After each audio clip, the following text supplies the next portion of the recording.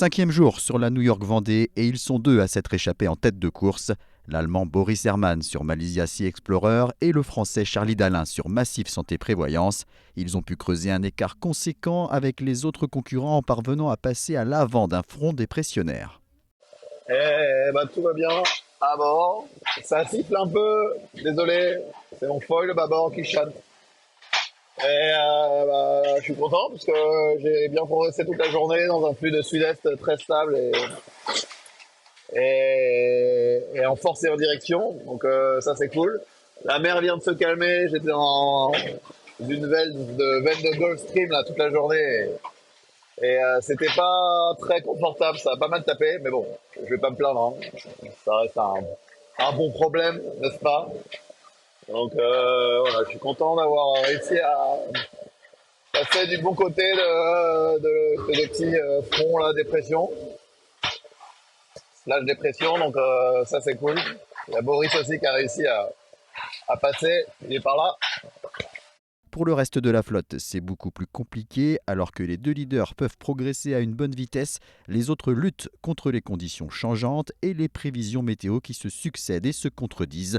Les options de trajectoire pour la suite de la course s'ouvrent puis se referment. Faut-il aller vers le nord, vers le sud des Açores ou bien suivre une route plus médiane et plus directe? Un véritable casse-tête pour les poursuivants qui vont certainement voir l'écart avec les deux hommes de tête se creuser encore plus.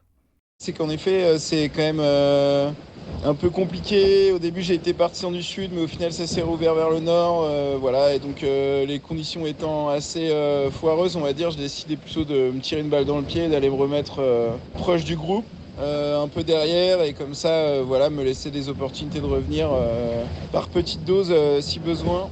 Parce que du coup, voilà, c'était quand même trop risqué de partir tout seul dans un coin sans trop savoir ce qui allait se passer. Voilà, et donc du coup, là, en effet, on est toujours juste derrière ce front qu'on rattrape jamais et en effet, il y a Charlie et Boris qui ont réussi à traverser et eux, ils sont partis bien loin. Mais sinon, c'est vrai que tout ce petit groupe, on est dans l'attente de savoir comment va se passer notre sort et notre suite. Cette situation pourrait en revanche profiter aux bateaux qui ont pris du retard à l'arrière de la flotte. C'est le cas notamment de Manuel Cousin, dont l'IMOCA Coup de Pouce a été touché par la foudre ce week-end. Après 24 heures de réparation, son pilote automatique est de nouveau opérationnel. Au classement de 16h45 ce lundi, Charlie Dalin reprend le fauteuil de leader, profitant de la route très nord empruntée par Boris Herrmann. Le skipper Massif Prévoyance Santé se trouve à un peu moins de 1600 milles de l'arrivée.